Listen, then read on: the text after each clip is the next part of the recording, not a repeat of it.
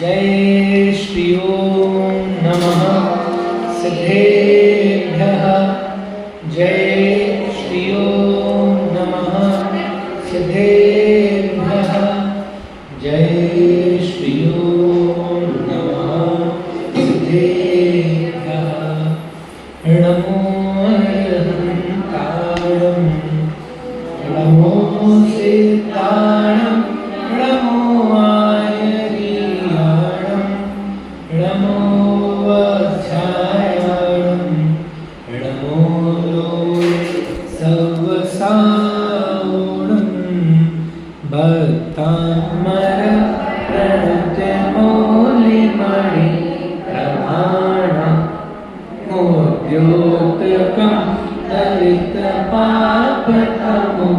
विधानं सम्यक् प्रणम्य जिनपावं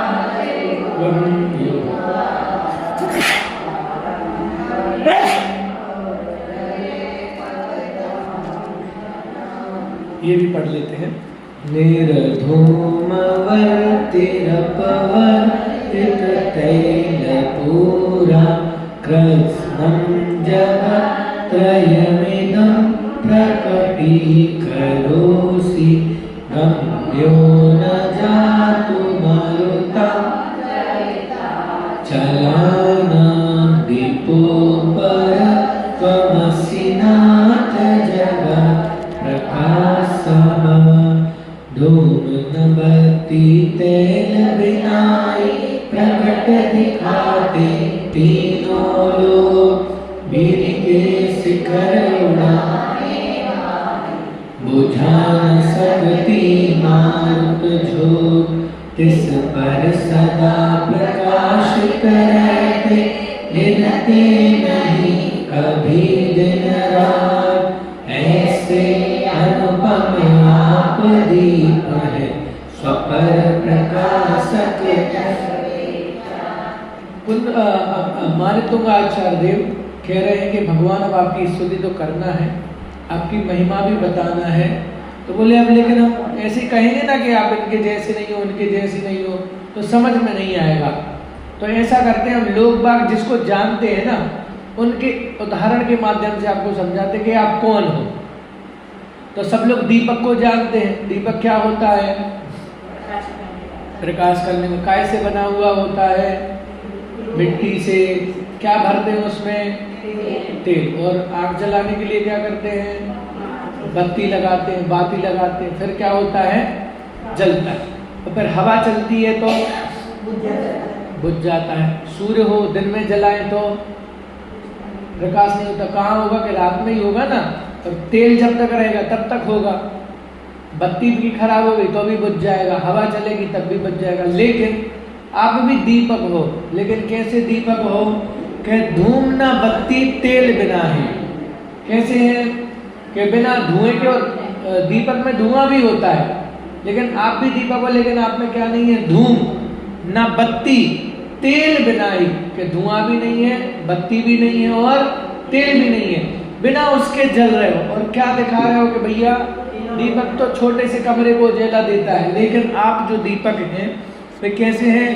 प्रकट दिखाते तीनों लोग।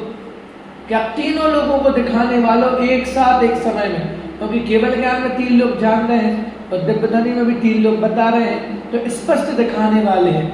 और गिरी के शिखर उड़ाने वाली बुझा न सकती मारुत जो। और हवा चलती है तो क्या करते हैं? दिए के ऊपर चिमनी रख देते हैं, है ना। फिर भी क्या हो जाता है? दिया बुझ जाता है। लेकिन यहाँ तो कह रहे कि ऐसी हवा चले ना जो क्या करती हो? पर्वतों को भी उड़ा ले जाए, शिखरों को भी उड़ा के ले जाए। वो हवा भी क्या नहीं कर सकती? आपके दिए को बुझा नहीं सकती है। आप रूप दीपक को अंधकारमय नहीं कर सकती। देखो और भी क्या कह रहे हैं? तिस पर सदा प्रकाशित रहते। कि इतनी विशेषता नहीं है आपके दीपक की। और क्या है? इतना होने पर भी सदा प्रकाशित रहते। कि हमेशा हमेशा आप प्रकाशमान रहते हैं। गिनते नहीं कभी दिन रात। कि भैया कभी दिन रात नहीं गिनते कि दिन में ही चमकेंगे, रात में चमकेंगे, नहीं। हमेशा से, हमेशा पहले से हो और अनंत काल तक कैसे रहोगे आप? प्रकाशित रहोगे दीपक के जैसे। और आखिरी में कह दिया, ऐसे अनुपम आप दीप है स्वपर प्रकाशक जग, कि भगवान ऐसे अनुपम हो, अनुपम दीपक के समान हो कि जिसकी हम तुलना नहीं कर सकते। और सबसे बड़ी विशेषता है स्वपर प्रकाशक। कैसे हैं कि अपने को भी जानने वाले हों और पर को भी प्रकाश कराने वाले ऐसे दीपक हैं। क्योंकि देखो ये क्यों लिखा स्वपर प्रकाशक, बहुत सामान्य सी बात है। हमने सुना है दीपक तले अंधेरा, सुना है ना। तो दीपक सबको तो प्रकाशित करता लेकिन अपने आप को नहीं करता। तो बोले आपके पास ये भी कमी नहीं है, आप स्वपर प्रकाश करके स्वयं को भी प्रकाशित कर रहे हैं। और तो बोले देखो दीपक जाना ना तो भगवान भी समझ में आ गए। तो मान लूंगा आचार्य देव ने उदाहरण दे, देखो शब्दार्थ क्या है, नाथ, हे नाथ निर्धूमवर्ती अर्थात धुआं और बाती से रहित। फिर अपवर्जित तैल पूरा अर्थात तेल से भी रहित। और भूत्वा अपि होकर भी इदम इस कृष्णम समस्त जगत्रय अर्थात तीनों लोकों को प्रकटीकरोषि प्रकाशित कर रहे, तथा चलिता चलानाम पहाड़ों को भी हिला दे। देखो इसका संधि बच्चों, चलिता अचलानाम, पहाड़ों का दूसरा नाम क्या है, अचल, क्योंकि वे चलते नहीं है ना। तो चलिता अचला, तो जो क्या कर दे, अचलों को भी चला दे, मतलब पर्वतों को भी उड़ा दे। मरुता वायु के भी, जातु कभी गम्य न गम्य नहीं हो, इस तरह आप जगत प्रकाश अर्थात संसार को प्रकाशित करने वाले अपरह दीप असि अर्थात अनुपम दीपक हो।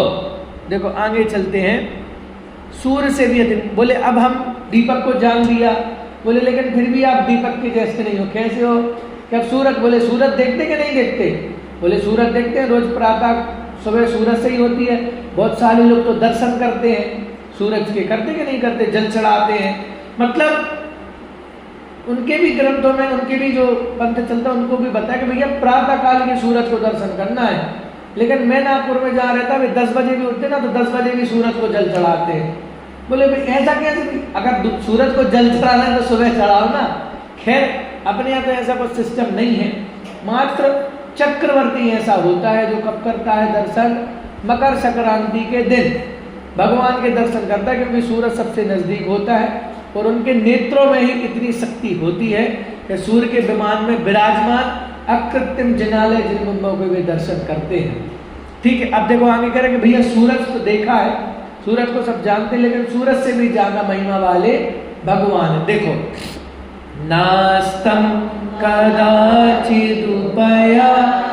नराहु गम्यः स्पष्टीकरोषि सहसा युगपज्जगन्ति नाम्भो धरोदर निरुद्धमहाप्रभाव सूर्यातिशायी महिमा अस्त न होता कभी न जिसको ग्रस पाता है राहु प्रबल, एक साथ बतलाने वाला तीन लोक का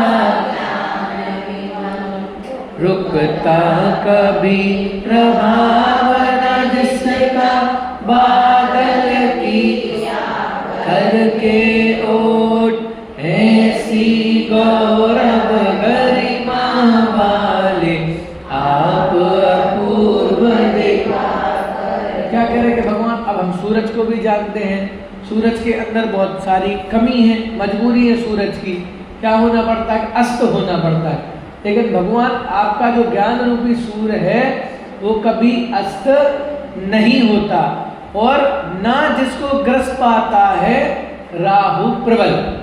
तो और क्या नहीं होता कि सूरज के साथ और समस्या है, तो उसको क्या करता है, ग्रहण लग जाता है। राहु क्या कर लेता है, ग्रस लेता है। कि जो लोक में कहानी है कि ग्रहण होता है, विज्ञान अलग कहता है, हिंदू परंपरा अलग कहती है कि राहु नाम का राक्षस था, जब वे देवता अमृत बट रहा था तो वे बैठ गए विष्णु जी को पता चल गया, उनने क्या कर दिया, तुरंत धड़ अलग कर दिया, लेकिन मस्तिष्क इधर अमृत पहुंच गया था, तो इतना हिस्सा क्या हो गया, अमर हो गया। इसलिए वो क्या करते हैं, सूरज को निकलते हैं। तो बोले सूरज को मुंह से निकलते हैं और इधर है ही नहीं कुछ, और इधर यहाँ से वो सूरज क्या हो जाता है, बाहर। तो बोले जितने समय मुंह में रहता है उतने समय का क्या लगता है, ग्रहण लगता है। ऐसी कहानी है ना, क्योंकि धड़ तो है नहीं तो पेट में तो जाएगा नहीं, तो मुंह से निकलता है और गले से बाहर आ जाता है सूरज, उतनी समय का ग्रहण होता है।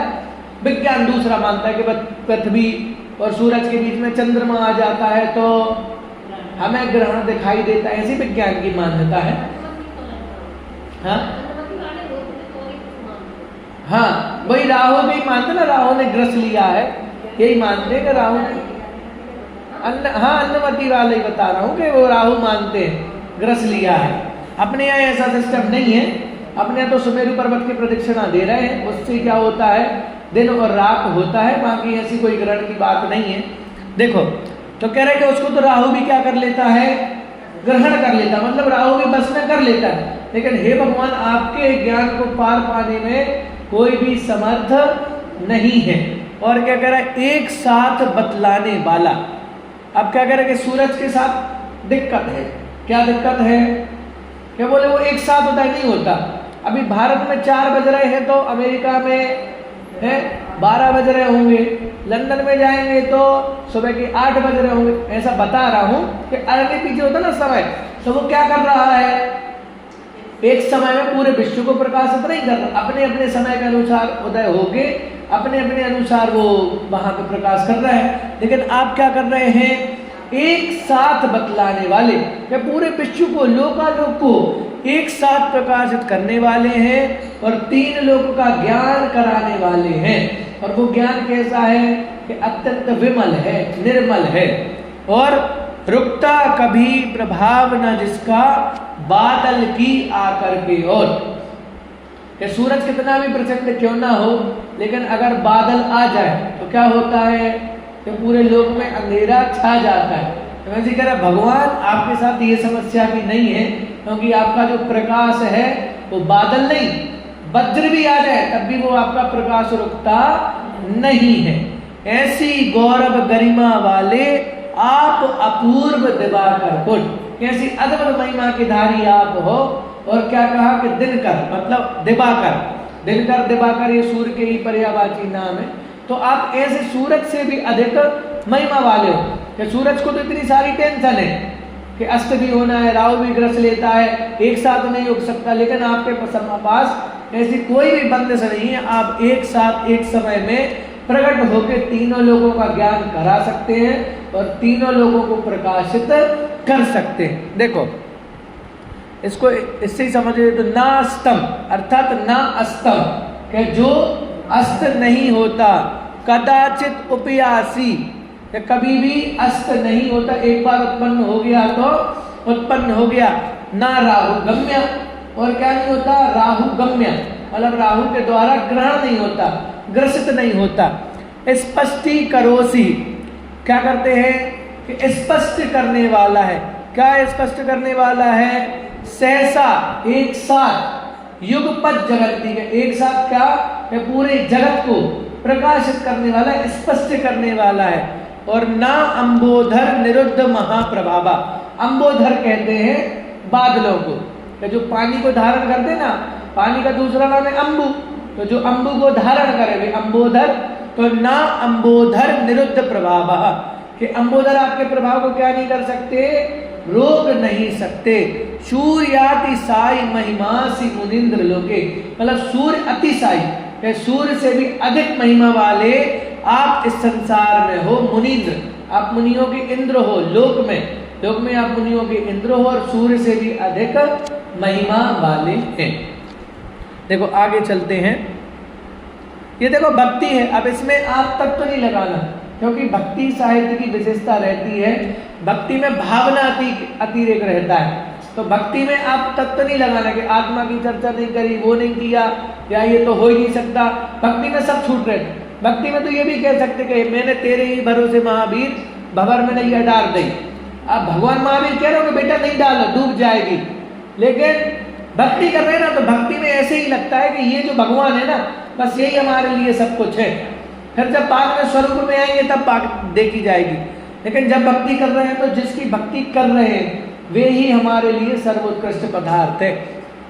देखो आगे और क्या बता रहे हैं, अद्भुत है आपका मुख चंद्र। अब देखो चंद्रमा से भी उपमा कर रहे हो, पहले मना कर दी कि चंद्रमा नहीं है, फिर उनने सोचा होगा कि ऐसा है लोग इनको ज्यादा जानते हैं, लाइट चली जाती है तो दीपक जलाना पड़ता है, पहले तो लाइट थी नहीं है ना, सूरज होता है तो दिन हो जाता है, रात कैसे पता चलती, चंद्रमा से। तो चलो पहले सूरज से समझा दिया, पहले तो दीपक से समझा दिया, बोले और अच्छे से बताओ तो सूरज से समझा दिया, बोले नहीं नहीं सूरज तो फिर भी खराब लगता है, देख नहीं पाते उसको अच्छे से, चंद्रमा सब देखते हैं, चंद्रमा सबको अच्छा लगता है। अब चंद्रमा से बता रहे, क्या बता रहे हैं देखो, नित्योदयं दलितमोहमान्धकारं गम्यं न राहुवद बिभ्राजते तव मुखाद्यमनल्पकान्ति वेद्योतय जगत्पूर्वशशाङ्कबिम्बं मोहमातम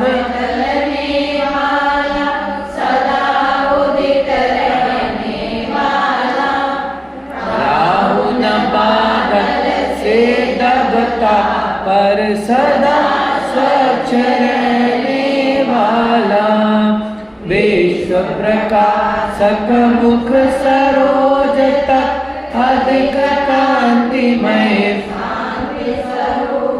है अपूर्व जग का शशि मंडल जगत शिरोमणि।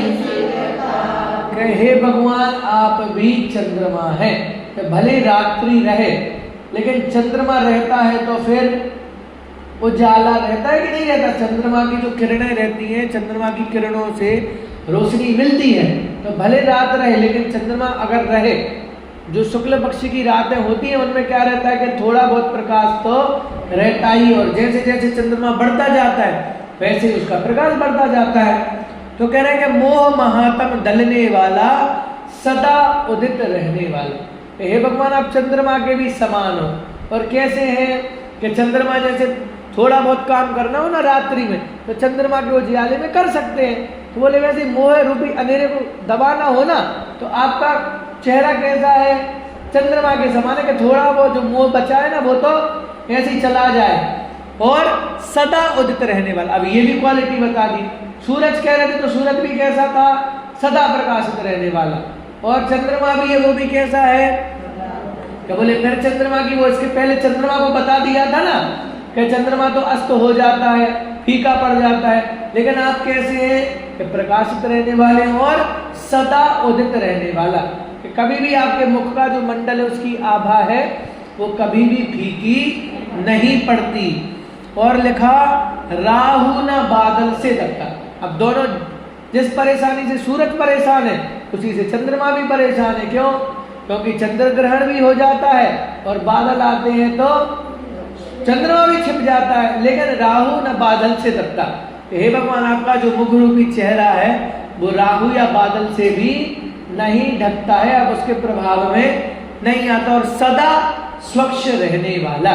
चंद्रमा में तो फिर भी दाग कह दिया जाता है, लेकिन आपका मुखमंडल कैसा है, सदैव एकदम हमेशा स्वच्छ रहने वाला है।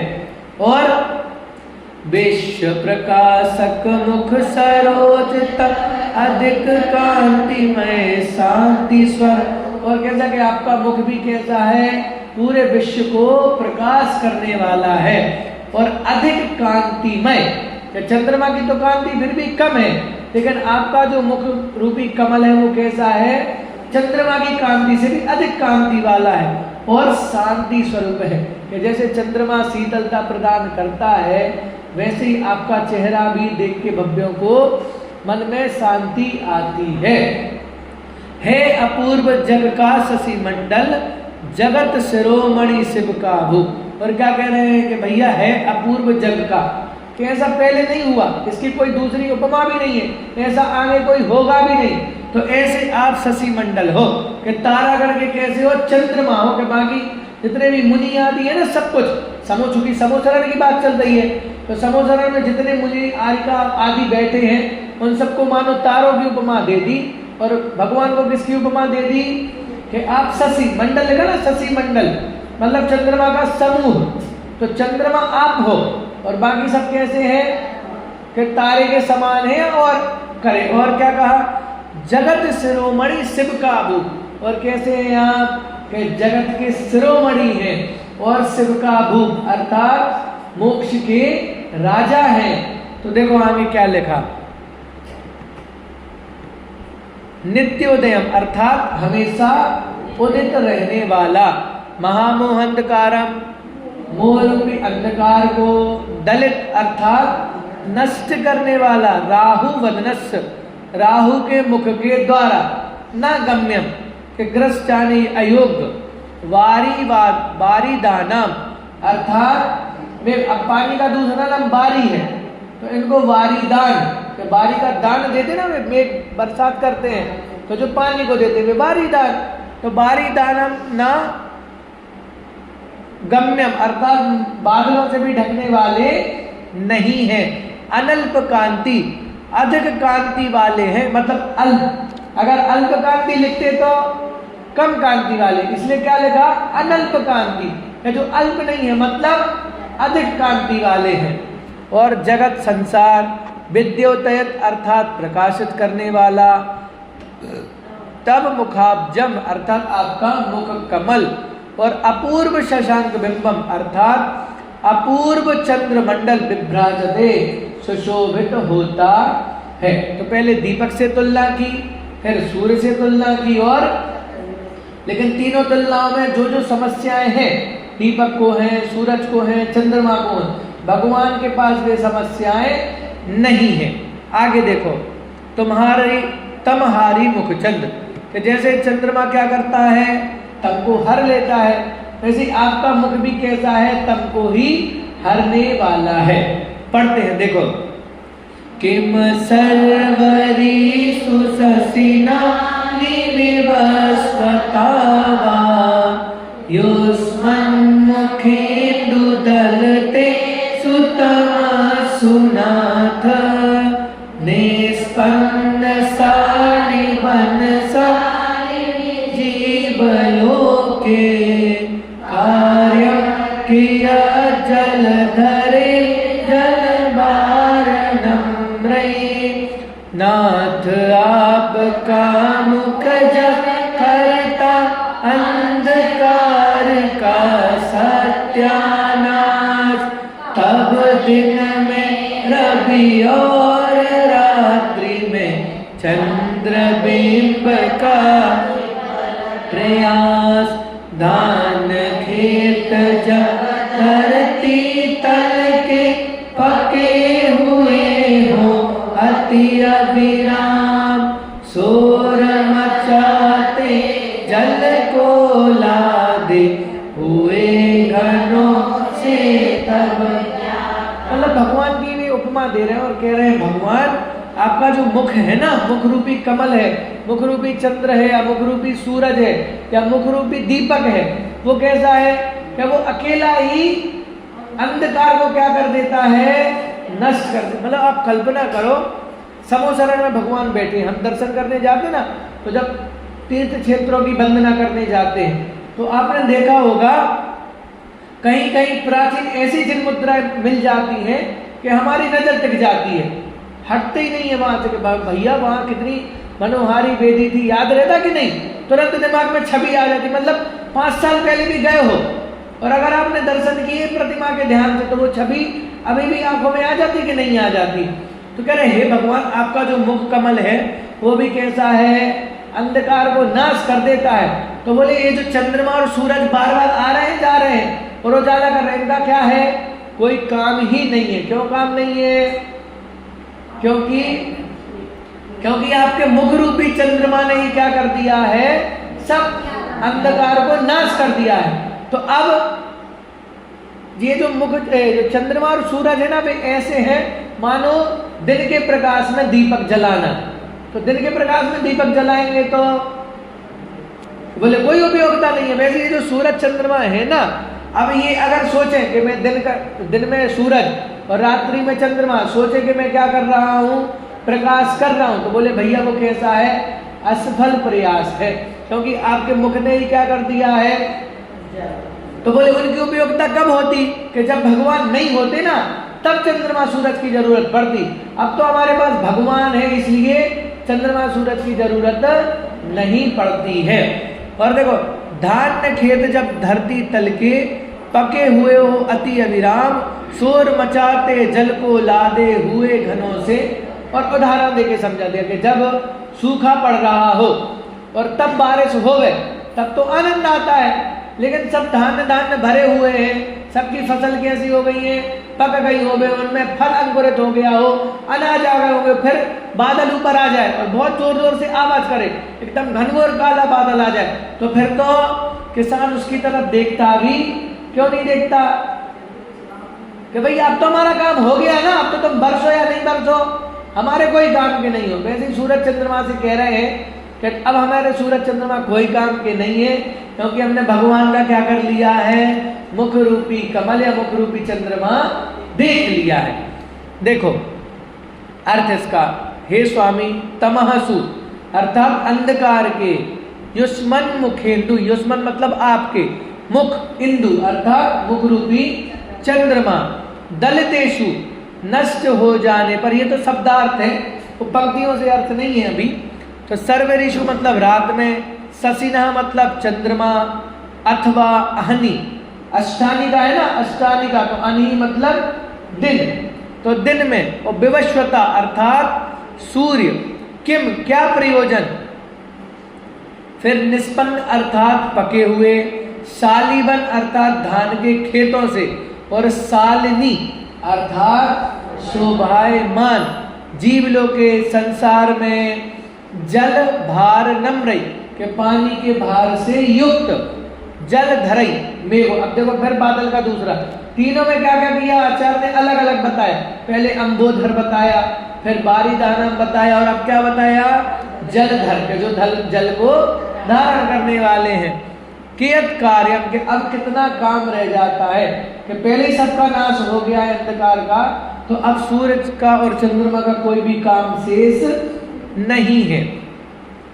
अब मड़ियों जैसा तेज कांच में कहा, अब फिर भी कोई कह रहा कि फिर भी देखो, पहले तो तुलना भी कर दी कि दीपक से भी बड़े हो, सूरज से भी बड़े हो, चंद्रमा से भी बड़े हो, और कह दिया कि चंद्रमा क्या कर देता है कि जैसे आपका मुख ने क्या कर दिया है, अंधकार नाश कर दिया है, तो वैसे ही अब चंद्रमा तारे का कोई काम नहीं है, सूरज का कोई काम नहीं है।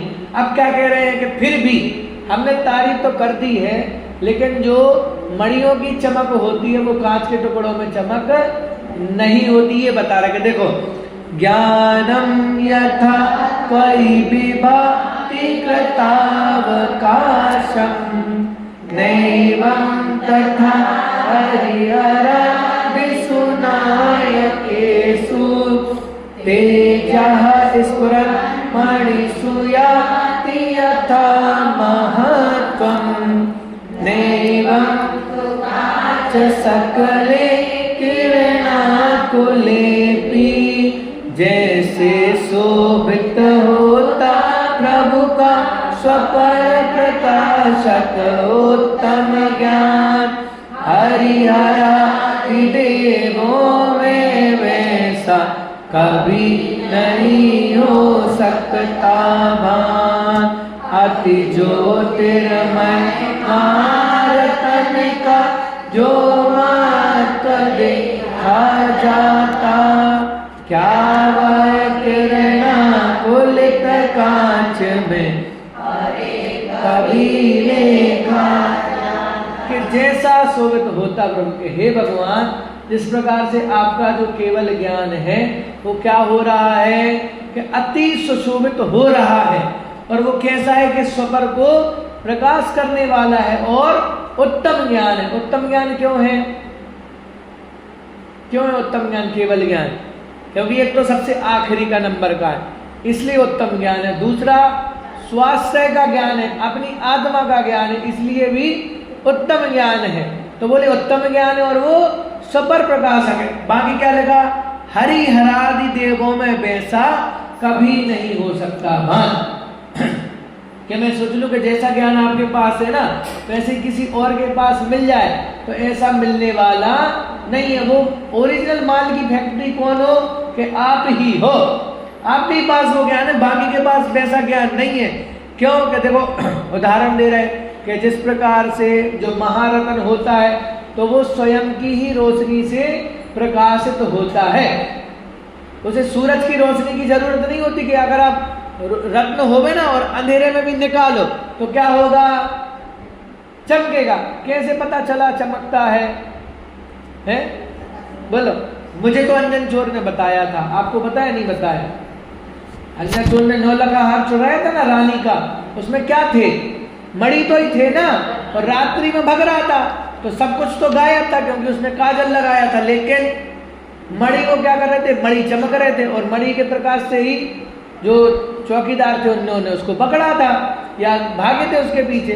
तो कह रहे जो मणि होता है वो तो रात के अंधेरे में भी चमकता है, लेकिन अब हमने बहुत सारे कांच के टुकड़े बिखेर दिए हों और सूरज की रोशनी उनमें पड़ रही है, तो हम क्या मानेंगे कि वो मणि के जैसे चमक रहे हैं? क्या बोले भैया, वो मणि की शोभा को प्राप्त नहीं करते। जैसा मणि प्रकाश, अब हमने तो नहीं देखा, मणि ही नहीं देखा तो चमकता कैसे है ये भी नहीं देखा, तो आचार्य बता रहे कि भैया चमकता तो है जब तो उसका नाम मणि है। कह रहे कांच के टुकड़े पड़े हों और उसमें सूरज की किरणें पड़ रही हो तो कितना ही कांच चमक जाए, होगा तो क्या, कि कांच ही होगा ना।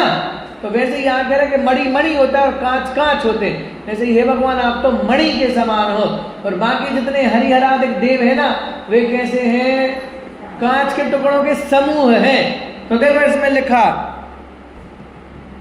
ज्ञानम यथा त्वयि विभाति, कि ज्ञान यथा मतलब जैसे, त्वयि मतलब आपका, विभाति अर्थात सुशोभित होता है, कृतावकाशम कि इस संपूर्ण लोक में, नैवम के वैसा नहीं, तथा हरिहरादि नायकेषु के जो हरिहरादिक देव है ना उनमें भी वैसा ज्ञान नहीं मिलता। और लिखा तेजा स्फुरन मणिषु याति यथामतम, के जिस प्रकार से जो मणि का तेज है उसका अलग महत्व है, नैवम तु कांच सकले किरणा कुलेपी, कि वैसे ही अगर कांच के टुकड़े वहां, सकल सकल मतलब कांच के टुकड़े, तो कांच सकले मतलब कांच के टुकड़े, और किरणा कुलेपी, अगर किरणों का कुलाधिपति हो और वो भी क्या कर रहा हो, उनमें अपनी रोशनी फैला रहा हो, तब भी वे कांच उतने सुशोभित नहीं होते जितने सुशोभित आपका ज्ञान होता है। वैसे ही अन्य हरिहरादि देवों में वैसा ज्ञान सुशोभित नहीं होता। देखो आगे, अंत में पाया सो ठीक है। अब आचार्य देव यहाँ ये बहुत बढ़िया काव्य लगता है मुझे।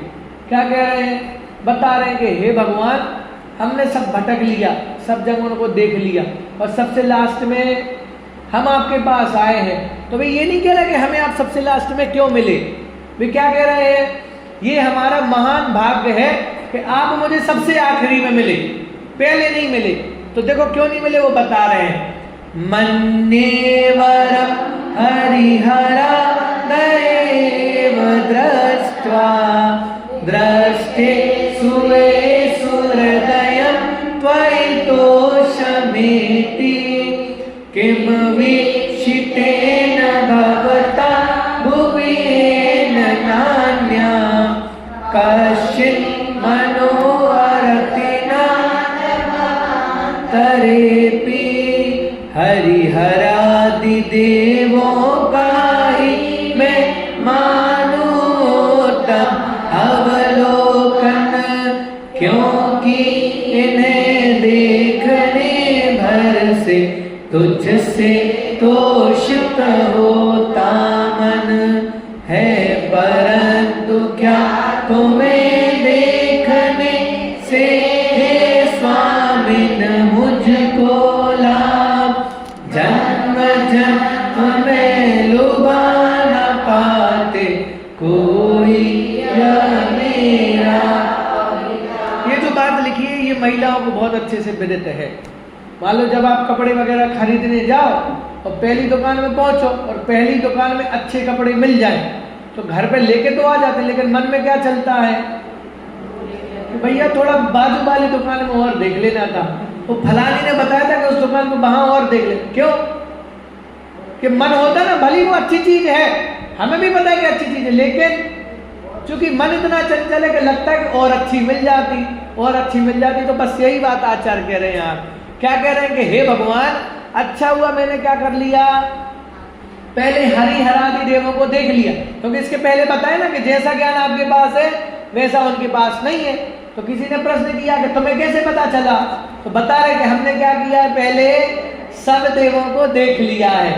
तो हरि हरादि देवों का ही मैं मानू उत्तम अवलोकन, कि हे भगवान मैंने तो उनको देख लिया ना पहले, तो मेरा तो ये बहुत बड़ा सौभाग्य है कि मैंने उन सबको देख लिया, फिर आखिरी में मुझे आप मिले और आपके ऊपर ही मेरी दृष्टि टिक गई। अगर सबसे पहले ही मुझे जिनेंद्र देव दिख जाते तो मेरे मन में भी क्या भाव होता, क्या एक बार हरि को देख लेते हैं, क्या वो अच्छे हो भगवान, एक बार हर को देख लेते हैं, एक बार महेश को देख लेते हैं। तो बोले ऐसी भावना मेरे मन में भी रहती, इसलिए अच्छा हुआ कि मुझे आप सबसे बाद में मिले।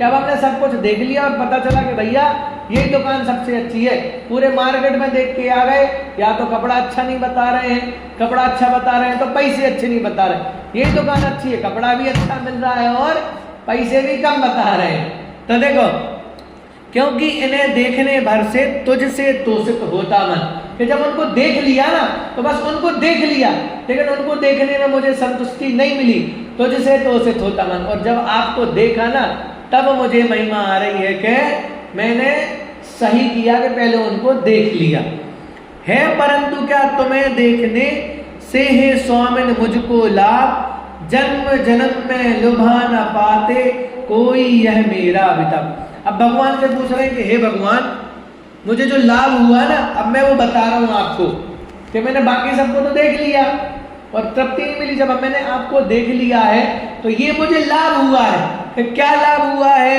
कि जन्म जन्म में लुभा ना पाते कोई यह मेरा।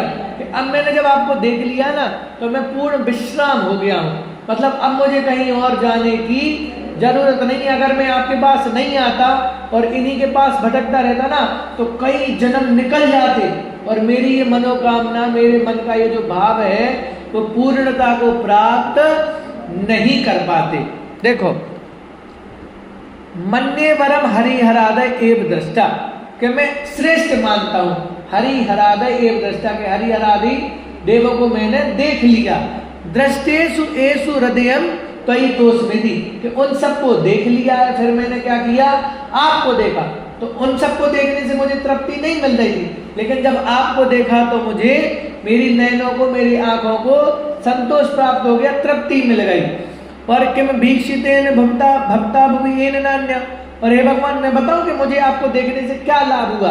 तो ये लाभ हुआ कि अब मुझे और कहीं भटकना नहीं पड़ेगा, क्योंकि अगर मैं कश्चिन मनो, कि अगर मैं और किसी के पास जाता ना तो कोई जन्म जन्म में भी मेरे इस मन को हरण नहीं कर पाते, या मन को, चित्त को एक स्थान पे नहीं रोक पाते। तो ये हो गई कि भैया अंत में पाया सो सबसे ठीक है। तो अब आचार्य देव कह रहे हैं तो हमें भी क्या करना चाहिए, बोलो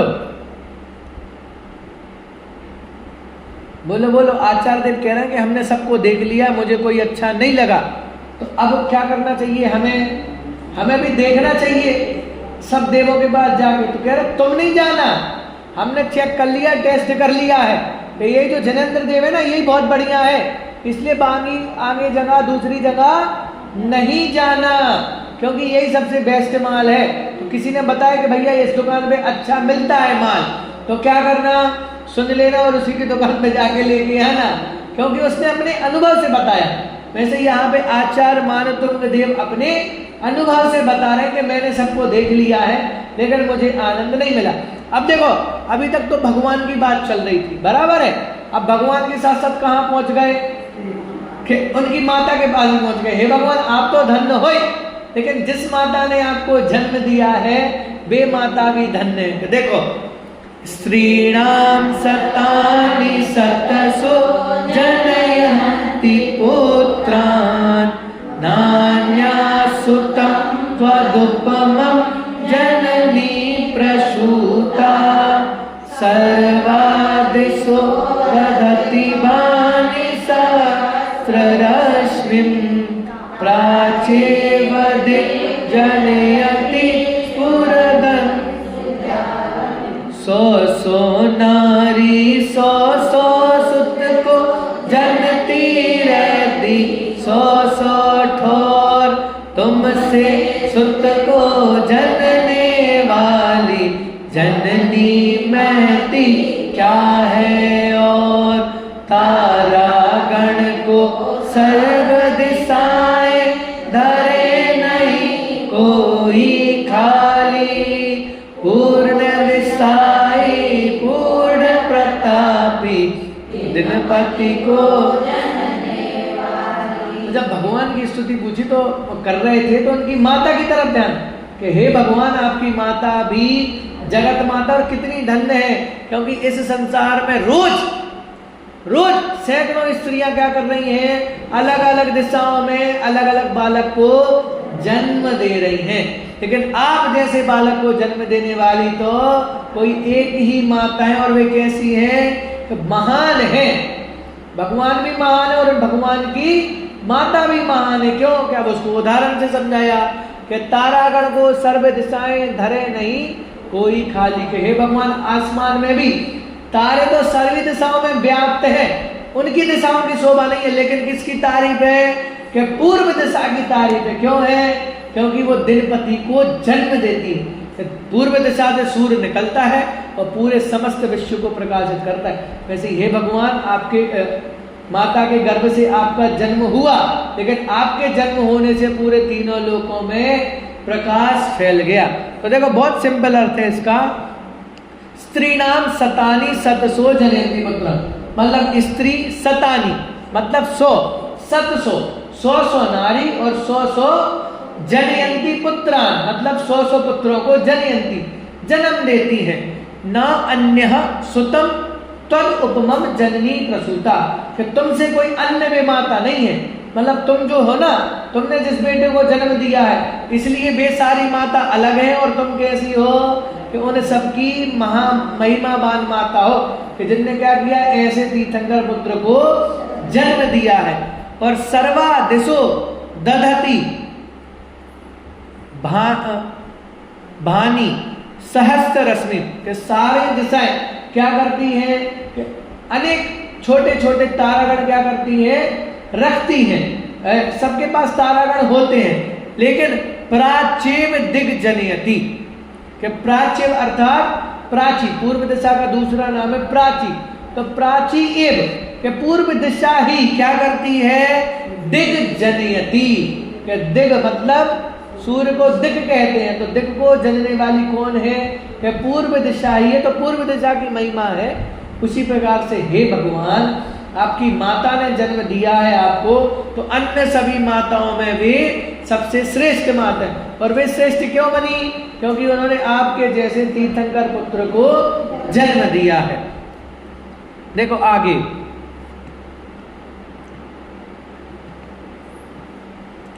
मृत्युंजयी श्रेयस्पत जिन देवी हैं। अब कल चर्चा चल रही थी कि काल को कोई जीत सकता है कि नहीं जीत सकता है, लेकिन यहाँ क्या कह रहे हैं कि भगवान ने क्या किया है, काल को भी जीता है। कैसे जीता है? कि भैया उनका मरण नहीं हुआ, क्या हुआ, उनका निर्वाण हुआ। तो अब क्या गारंटी है कि बोली यही तो गारंटी है, रहिए अनंता अनंत काल यथा तथा शिव परिणे, कि अब भी अनंत काल तक एक ही अवस्था में रहेंगे। उन्हें मरण नहीं हुआ, उन्हें तो निर्वाण हुआ है। मरते हैं तो जन्म धारण करना पड़ता है, लेकिन आपने क्या कर लिया है, अब काल को भी जीत लिया है। तो पढ़ते हैं, त्वामामनन्ति मुनयः परमं पुमांश्च मादे कमलं तमसः पुरस्तात् त्वामेव साम्यगुपलभ्य जयन्ति मृत्युं नान्यः शिवा शिवपदस्य तुमको परम पुरुष मुनि माने, विमल वर्ण रवि तुम्हें प्राप्त कर मृत्यु जन के, बन जाते जन अधिकारी। तुम्हें छोड़ कर अन्य न कोई, शिवपुर पथ बतलाता है, हिंदू विपर्य मार्ग बता कर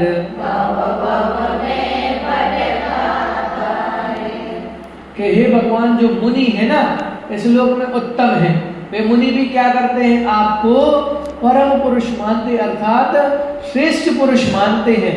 और कैसे है कि आपका जो वर्ण है वो कैसा है, विमल वर्ण है, अर्थात सोने के समान है, और रवि तमहारी, और कैसे है, इस प्रकार से जो सूर्य है वो कंचन वर्ण के जैसा है और अंधकार को नाश करने वाला है। वैसे भगवान आप मुनियों में श्रेष्ठ हैं, मुनि आपको उत्तम मानते हैं, और तुम्हें प्राप्त कर मृत्युंजय जय के बन जाते जन अधिकारी।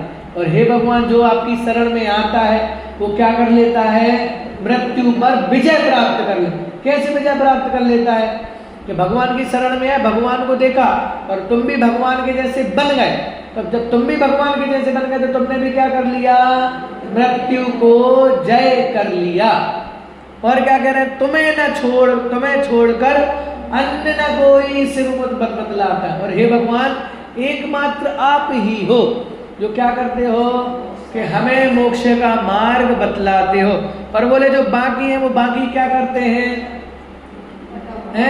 और कोई बताता तो नहीं है सच्चा रास्ता, जबकि क्या करते हैं, विपर्य मार्ग बताकर भव में बट। और बाकी किसी के पास चले जाओ तो वे सच्चा रास्ता तो नहीं बताते हैं, किंतु उल्टा रास्ता बता के हमें संसार में भटका देते हैं। देखो, मुनियों के इंद्र, मुनीन्द्र और मुनिया अर्थात मुनिजन, त्वम आपको, आदित्य वर्णम अर्थात अब सूर्य का दूसरा नाम है आदित्य। देखो आचार्य की कितनी काव्य शक्ति है कि हर शब्द, हर काव्य में हर के लिए अलग अलग शब्द प्रयोग कर रहा है, एक शब्द नहीं ले रहा है। और अमलम अर्थात निर्मल है, तमसहा पुरस्ताद मोहांधकार से परे रहने वाले, परमम पुमांशम अर्थात परम पुरुष, और आमानंदी अर्थात मानते हैं, आपको ही अच्छी तरह से उपलब्ध प्राप्त करके मृत्यु को जयंती अर्थात जीतते हैं, क्योंकि इसके अलावा मोक्ष पद का शिव पदस्य अन्य दूसरा शिव पंथाना कल्याणकारी रास्ता नहीं है। हे भगवान, आपको प्राप्त कर लिया ना, तो आपको प्राप्त करना ही क्या है, मोक्ष मार्ग को प्राप्त करना, क्योंकि आपके अतिरिक्त और कोई बताने वाला नहीं है और कोई दूसरा रास्ता नहीं है।